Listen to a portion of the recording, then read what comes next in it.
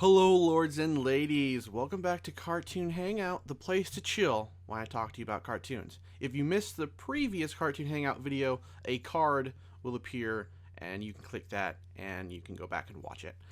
Anyways, today's video is my review of the mid-season premiere of Gravity Falls Season 2.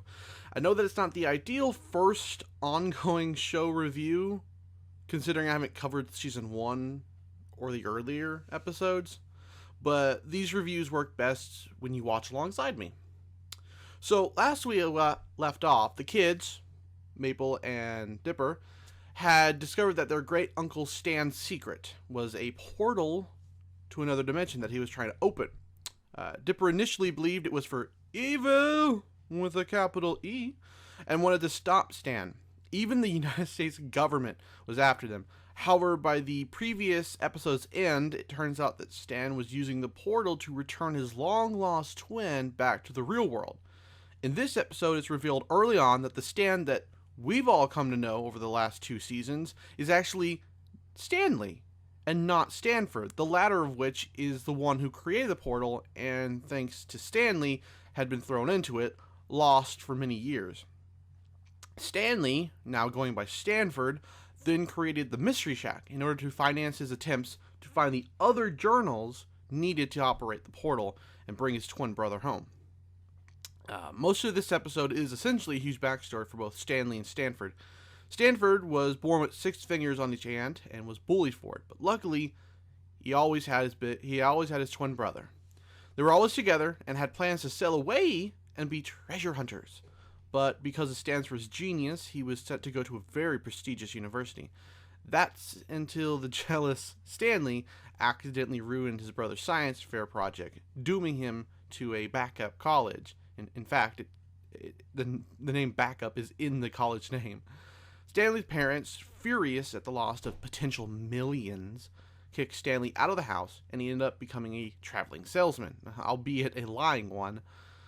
Stanford, on the other hand, worked hard and ended up getting a grant. He used that money to study the crazy shenanigans in Gravity Falls, which led to him building a portal to where all the creatures were coming from. And now we're back to the present. The agents have found their hiding spot behind the vending machine. Dipper remembers the memory eraser that they got in another episode. I'm not quite sure which one, but it was the crazy cult who made people forget things. So they use this memory eraser. I'm sure it has a more official name, but I just don't remember what it was.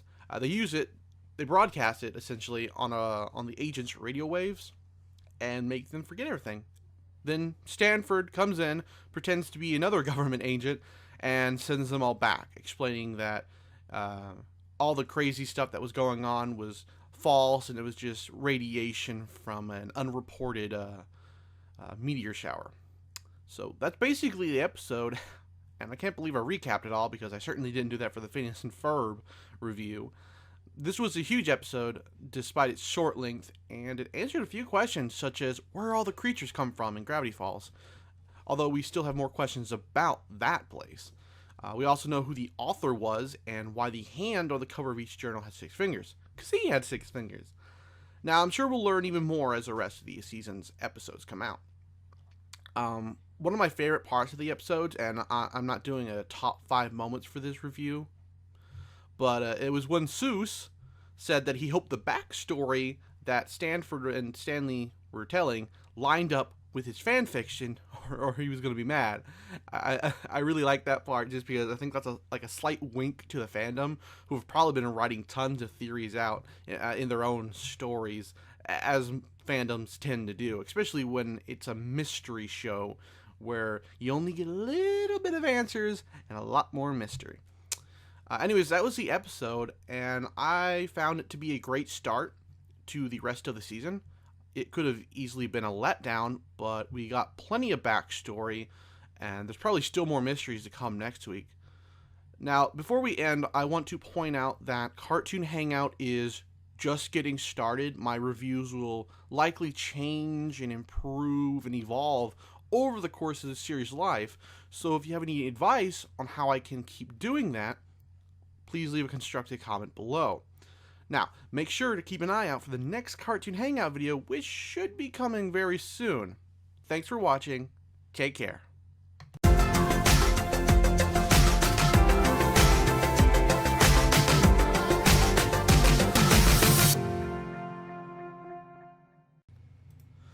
Hello, lords and ladies. My name is Archaic King. Welcome back to Cartoon Hangout, a place to just chill and talk about cartoons. And today we're finally getting back to Gravity Falls. Seriously, I don't know what's up with Disney's XD's schedule, but first we had to wait months for a new episode. They air it and then promptly make us wait 2 weeks for another.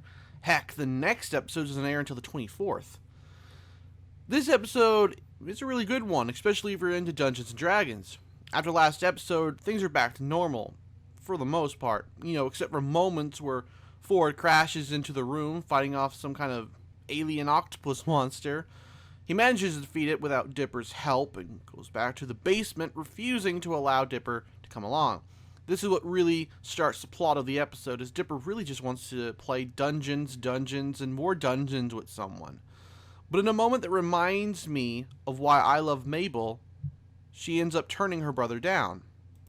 First, you roll a 38-sided die to determine the level of each player's statistical analysis power orb. These orbs relate directly to the amount of quadrants that your team has dominion over, which is inverse to the anti-quadrants in your quadrant satchel. And then we ride unicorns? Yes! And no. Dipper ends up playing with a goat, but his die rolls under the house, and he manages to find his way down into the basement. While his great uncle at first wants him to get out, he recognizes D&D and more D, which they proceed to play after Ford shows off his infinite-sided die. Of course, this greatly annoys everyone in the house, who just want to watch Duck-tective in peace. This part is really funny because while trying to defend Duck-tective, which Ford claims is a kid's show, Stan claims it has a big mystery element and a lot of jokes that go over kids' heads. I'm almost positive this is referencing the show itself. I love when shows get meta like that. There's another moment like this towards the end, but we'll get to that later. Stan throws down Ford's bag of die, which is pretty bad considering that's where the infinite-sided dice is. It unleashes the monsters of dungeons, and more dungeons into the real world. Now, what's interesting about the villain, Probabilitor, is he's voiced by none other than Al Yankovic, which I actually forgot about when I watched the episode. Speaking of voice actors, I failed to mention that Stan's twin brother is voiced by J.K. Simmons, aka J. Jonah Jameson from the Spider-Man movies. I meant to bring that up in the last review, but that's freaking amazing. Anyway, back to the episode.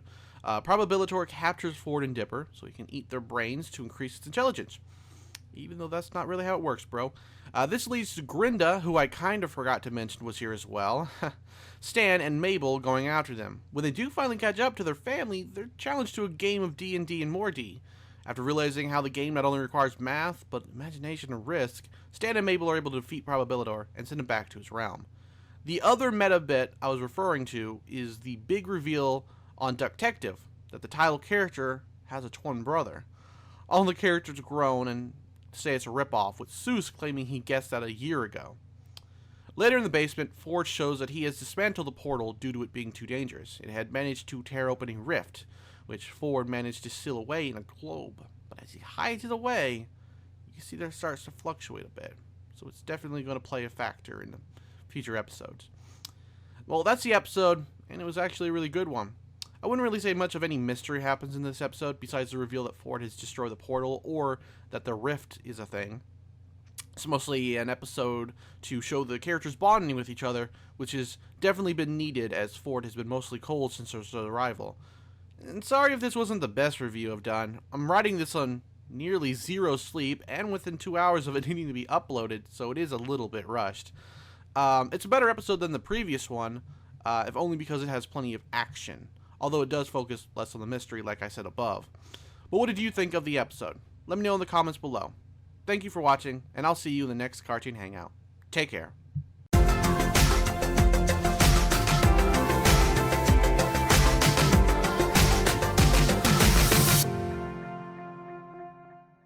Hello, lords and ladies. My name is Archaic King. Welcome back to Cartoon Hangout, where I'm taking a look at the latest Gravity Falls. They're really spacing out these new episodes, aren't they? Today's episode is called The Stanchurian Candidate, which, as you can guess, is about Stan running for mayor. The first part of the episode shows Stan feeling unappreciated by Mabel and Dipper. So when it's announced that Mayor Befufflefumpter had passed away, Stan has the idea to run for mayor against a few other citizens, as well as Bub Gleeful, the father of little Gideon. It's pretty clear early on that Bub is up to something, and we do eventually see that Gideon is pulling the strings. It would be cool to see a new overarching villain, but I suppose it's nice to see Gideon return to mess with the Pines family. Of course, as you can imagine, Stan's not the best candidate. Between criticizing the American flag and wanting to teach kids by stranding them on a deserted island to compete in combat, his approval rating goes from 0 to a number lower than 0, according to Candy. That leads to Dipper and Mabel getting a mind control tie from Stanford and using it to get Stan to say whatever they want. And it works. That is until the fame goes to his head and he ends up learning about their plot when he refuses to wear the tie anymore. The kids replace him with Seuss, Stan does poorly in the debate, and Bub is revealed to be possessed by little Gideon, which we learned earlier in the episode. He traps the kids in the nose of the giant statue, and it forces Stan to rescue him, which leads to him winning the election. Only for the votes to be thrown out when the officials learn of his long list of crimes. The end of the episode reveals that Gideon somehow has a page from Journal Number 2. You ever watch an episode and characters do or say embarrassing things and it makes you cringe? That's how this episode started for me. It's not that I found it bad, but I was laughing and shaking my head, unwilling to unpause the episode. Luckily for me, and my cringes, it didn't turn out like most episodes like that. Like I said above, while it is nice to see Gideon back in a villainous role after his absence for all of Season 2, I'd hope to see a new villain arise to trouble the Pines. Sure, we've had the government agents and the like, but no big bad. Hopefully what we saw at the end of the episode, Dungeons, and More Dungeons, somehow introduces a new threat for Season 3, as we're nearing closer and closer to the end of this season. Of course, it's possible that Gideon will again return, considering he has a page out of one of the journals, but for the life of me, I don't know what he'd do with it. Also, I did enjoy the fact that the former mayor died. Not that I had anything personally against him, but I was wondering if the show would actually kill him off, and they did. It's okay, Befufflefumpter. The Grim Reaper finally came to get you. I'm looking forward to seeing how the town changes under Tyler's leadership. Yeah, he's the mayor. His whole get it thing reminds me of the do it meme, although it obviously predates that meme by a couple of years. And before I forget to mention, we do see a new character. His name is Tad Strange, and he's anything but. I don't know why I enjoyed his appearance in this episode as much as I did, but maybe it's due to everyone being slightly weird, and he's quite literally the most normal person in the town. Perhaps he hides something. Or maybe he's just a throwaway character we'll only see in the background. Who knows? Fun fact, he's voiced by Cecile Baldwin, who does the voice of Cecile, for the podcast Welcome to Night Vale, which is another series devoted to the strange happenings in a fictional town. So anyways, really fun episode. We got Gideon's evil return, learned he has a page from one of the journals, which hopefully comes into play soon, and got to see Stan run for mayor. I'm a bit sad we didn't get to see Stan become the mayor, as I'm sure the town would have gotten even more interesting. What did you guys and gals think of this episode? Let me know in the comments below. And if you haven't already, please think about subscribing. Thanks for watching, and I'll see you in the next Cartoon Hangout video. Take care.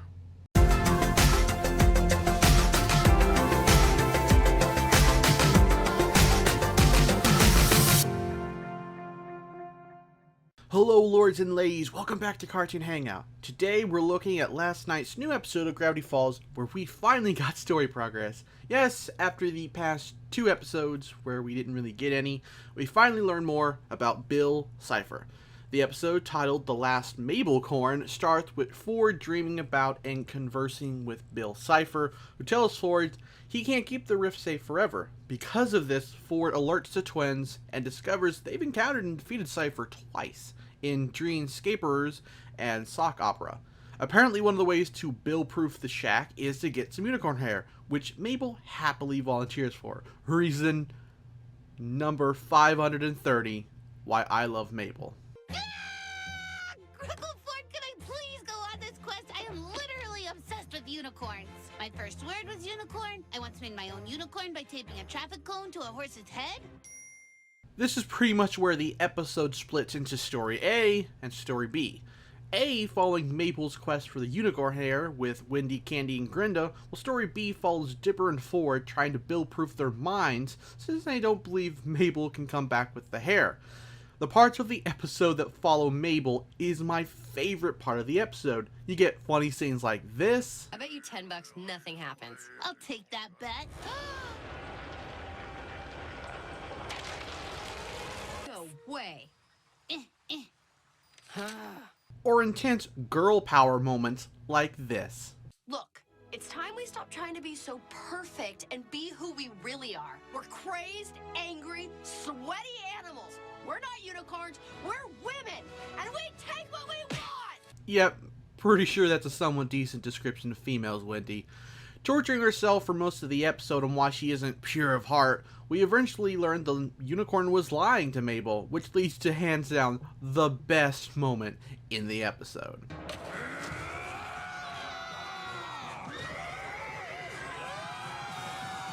Back with Dipper and Ford, we finally learn more about Cypher, that he and Ford used to be friends. He appeared before Ford, who was having trouble unlocking the secrets of Gravity Falls, and helped him build the portal, claiming that opening it to new worlds would lead him to the answers. Obviously, that's a lie. There was this one moment in the episode when Dipper uses the machine meant to encrypt their minds to read Ford's, where you almost believe that Ford had been acting on Bill's behalf. I was so shocked, my mouth was agape. But it was just a show playing with my heart. Although Dipper ended up destroying the machine, Mabel came back with the unicorn hair, and the shack is protected. But it's the last few seconds of the show that were really gripping for me personally. Cypher states that he'll have to choose a new pawn from outside the shack, and you see him show several of the citizens of Gravity Falls, including Wendy. So obviously the theme of this episode was trust no one. The Pines may have saved their family, for now, but they're not out of danger yet. Not when any one of their friends could be working for Bill. Who do you think will be the pawn? I have my money on Wendy, although the final image is one of Bub. I know I always bicker a little bit about how long we have to wait in between new episodes, about 2 weeks, but it's episodes like this that make it worth it. Besides maybe a tale of two stands for revealing some of our most unanswered questions, this is probably one of the best episodes this season, if not just for progressing the story of the show, but for the hilarious unicorn bits. Now, if you'll excuse me, I have a 3 o'clock posing in front of a rainbow. We'll have to wait another 2 weeks for the next episode, but it's not too long. Anyway, that is my review for this episode. What did you think? If you enjoyed the video, make sure to leave a like or a comment below with your thoughts on the last Mabelcorn. If I missed anything in the episode you'd like to see me discuss, let me know about that too. I'll see you soon for another Cartoon Hangout video. Take care.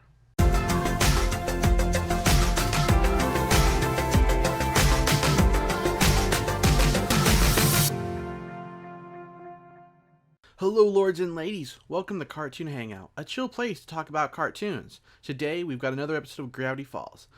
I knew as soon as Dipper started flirting with various girls that this would be an episode I'd be cringing at. I can't really describe the feeling I get, but I suppose the closest word is embarrassment, because I know the main character is going to do something that bites him in the butt later. And oh boy does it. Stan gets a bright idea to not only go on a revenge trip to prank various tourist traps, but also gives Dipper advice on women.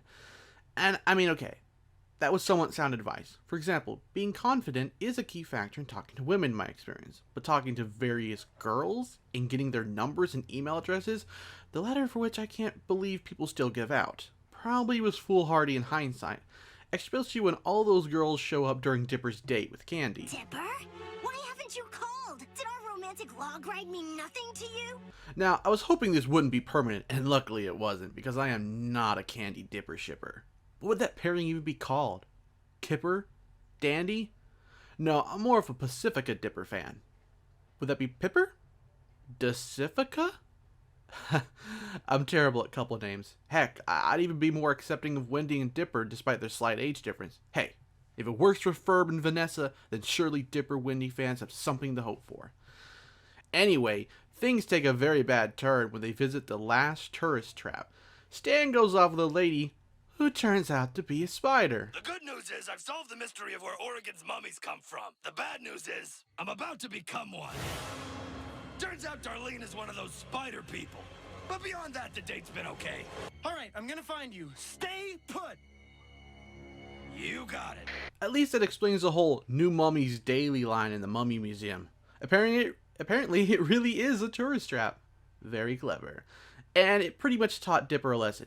Don't play with women, because they're evil spider ladies waiting to trap men in their web and drain them of their fluid, aka money. What? No, that was a lesson here. I'm almost positive. Okay, that wasn't the moral here, but you have to admit it's a funny coincidence. Hopefully this adventure serves as a lesson to Dipper, and maybe let him finally move past Wendy, even though it would be cute if they got together. Personally, as I said above, I've got my money on him and Pacifica. So far, most of these new episodes have been pretty much hitting it out of the park lately. A few weren't quite home runs, but they weren't exactly duds either. This might not have been a mystery progression episode, but it was a lot of fun. Not as fun as the unicorn one last episode, but plenty of funny moments nonetheless. I give it a rating of out of 5. That's my review. Let me know what you thought of the episode and this video in the comments below. In fact, how about you let me know who you ship Dipper with? Thanks for watching, and I'll see you soon for another Cartoon Hangout video. Take care.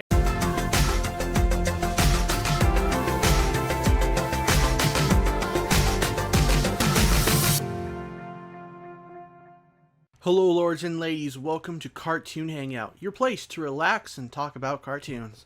It's time for a new Gravity Falls at long last. From what I've seen from this episode's promos, you know Dipper and Mabel versus the future is going to be good.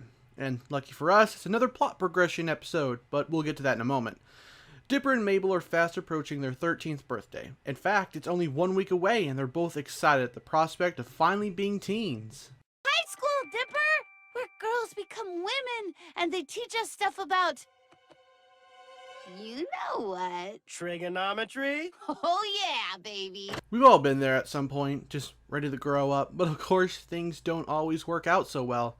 First, Dipper is tasked with helping Ford find some adhesive to seal up the rift, while Mabel prepares for their party. Our time with Mabel has us learning that high school may not be what she thought it'd be. Can't do another year! My hormones are like a sweaty cage! Why aren't they singing about following their dreams? TV taught me that high school is like some sort of musical. TV lied, man. This leaves her with plenty of doubt about the future, which is only made worse when she learns her best friends Candy and Grinda can't attend for various reasons. On the other side of town, we learn that aliens do exist when Ford takes Dipper to a UFO that crashed millions of years ago. This is where they plan to find the strong adhesive to seal up the rift. Things obviously go badly, and Ford is captured, leaving only Dipper to save him. Not only that, but Dipper decides to quit school and stay behind with Ford and become his apprentice, something Mabel has a hard time dealing with. This is why Gravity Falls is just so great. Sure, it has its comedic moments, but none of that would work if you didn't really connect with the characters. It was hard to not cry when Mabel ran out of the shack crying. The one constant in her life was her brother, and he just told her that wasn't going to be true anymore. With Dipper's bag in hand, grabbed by mistake, Mabel is approached out of nowhere by Sprott, who offers to make summer last as long as she wanted. He just needed something from Ford. This is, of course, revealed to be Bill, who destroys the rift and opens up a giant X-shaped portal in the sky. We're left with a final shot of Mabel's birthday invitation on the ground as the sounds of screams can be heard in the distance.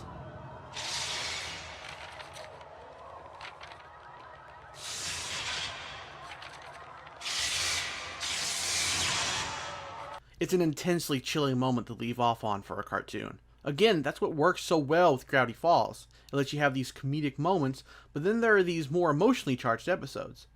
This episode was certainly worth the wait, as I assume this will lead up to the season finale in some way. I mean, this is episode 17, and there's only 22 episodes this season, so either the remaining episodes all involve stopping Bill, or they're just one-off episodes, which I hope is not the case. I suppose this episode does answer the question of who Bill was possessing. I was so betting on Wendy, but it being Sprott was so out of left field. That's likely why he was picked by the writers. So yeah, very amazing episode. The humor was great, and the emotional moments worked very well. There was a nice parallel between Mabel's arc and Dipper's in this episode. Both went through some form of self-doubt over the future, but whereas Dipper came out the other end, ready to stay behind in Gravity Falls and pursue his, poor Mabel was left devastated. This episode, guys, right in the feels. What did you think of the episode, though? Let me know in the comments below, and let's impatiently wait for the next episode to come out in 2 weeks. Thanks for watching. Take care.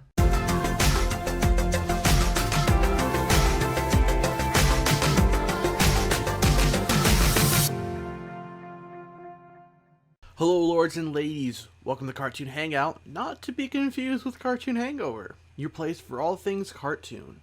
Once again, we're here to talk about the latest Gravity Falls episode, as you may have already figured out by the video's title. Let me just say this. This episode is aptly titled. It is by far the weirdest episode of Gravity Falls yet. I dare you to find another episode weirder than an episode titled Weirdmageddon Part 1. Picking up from the conclusion of Dipper and Mabel versus the future, Bill has managed to enter the real world and brought some friends along with him. This is really where things get weird and nightmare fuelish. Seriously, tell me this almost doesn't belong in what some people would consider children's programming. Oh wow, that's a great offer! How about instead I shuffle the functions of every hole in your face? Yeah, that is simply horrifying, and Pacifica's father is likely still rocking that look even now. So much crap happened in this one episode, I admit I'm having a hard time figuring out where to start. I mean, even the time police show up, but they're actually killed by Bill. Kids show my butt. Some of the most awesome parts of this episode definitely include Wendy, who it turns out practices for the apocalypse every Christmas with her family. Or this part, where the characters go through weird bubbles and transform into anime characters and live-action versions of themselves. While we don't spend much time with Seuss in this episode, who wanders the wasteland helping people, the most character development is given to Gideon, of all people. At first, he's given control over the town as their new sheriff, but when he is confronted by Dipper, he is convinced that if he really is doing all this for Mabel's love, then he should consider what she would really want. I didn't think it was possible, but it looks like Gideon will likely redeem himself by the end of Season 2, if he actually doesn't get killed first. This was just hands down the weirdest and most well-written episode of the season. It had heart, it had drama, and tons of weirdness thrown on top of great action. I can't wait to see what happens in the next episode, which sadly has no current release date. Darn you, Disney. Oh, and if you want to give yourself nightmares, just watch the opening theme song. It's altered and just so very weird. Anyway, that's been my review. Tell me what you thought of the episode, especially any of your favorite moments. Thanks for watching. Take care.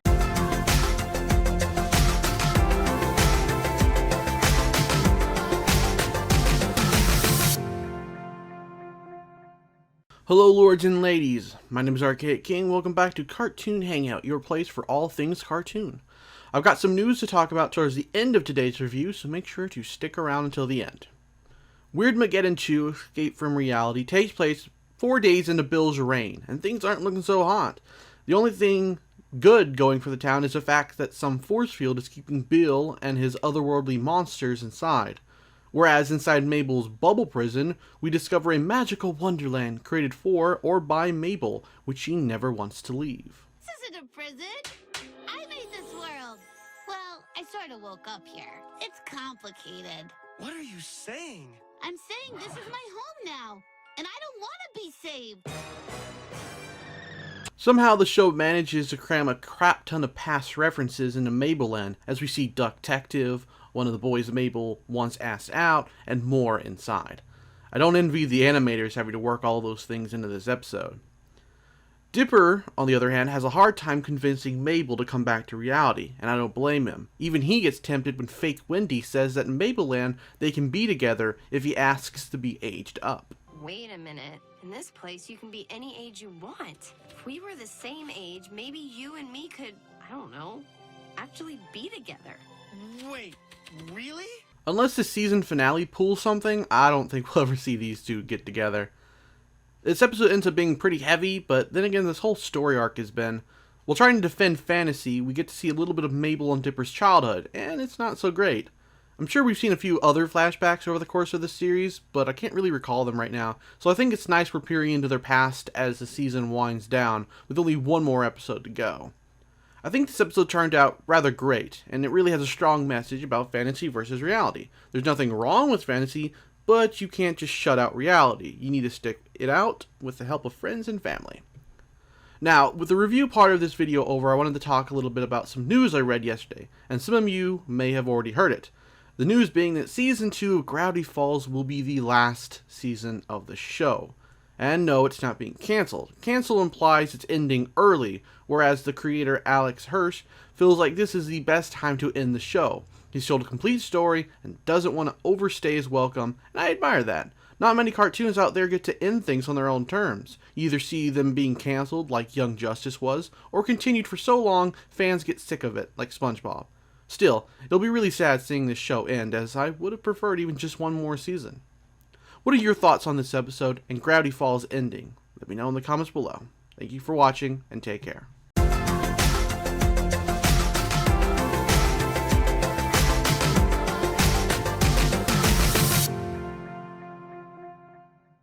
Hello, lords and ladies. Welcome back to Cartoon Hangout, your place for all things cartoon. Well, this is it. The final episode of Gravity Falls. Is the series finale all we could hope for? Well, Weirdmageddon 3 picks up right from where the previous episode left off, with Dipper and Mabel meeting up with what's left of the town. If you take your time, you can see a lot of characters from past episodes, including the severed wax head of Larry King. With the final episode being an hour in length, I'm almost at a loss at what to talk about. There's just so much to this episode, and it's all very good. I can't even think of one single thing to nitpick from a storytelling perspective. I mean, just seeing the entire town rise up against Bill Cipher and create a Voltron-esque fighting robot out of the Mystery Shack is enough to make one tingly. It's also pretty ingenious, and I love that it was Seuss's idea, and this part especially made me laugh.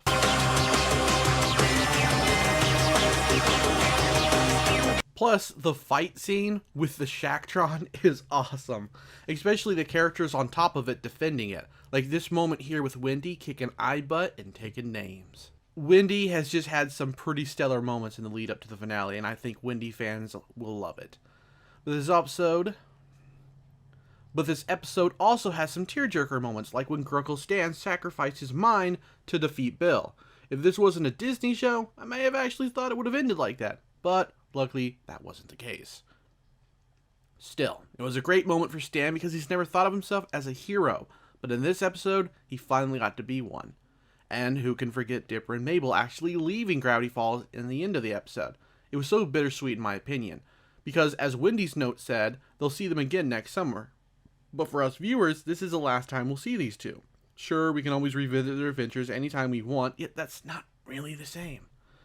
However, at the end of the day, you have to give Alex Hirsch some respect.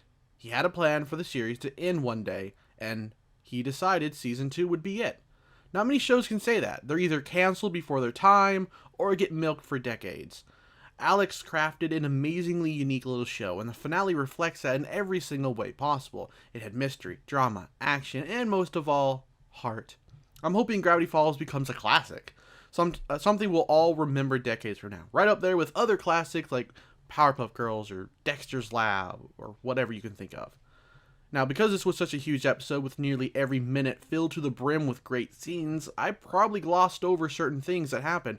Heck, I've spent longer on shorter episodes, and now we've got an hour-long episode, and I've written a short review of it.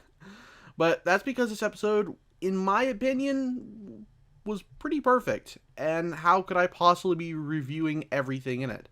Honestly, I doubt I even did this finale the justice it's deserved. To wrap things up, one of my favorite moments, and I had plenty in this episode, was this one right here. Now, hold on a second. Bringing animals aboard a moving vehicle is strictly prohibited by...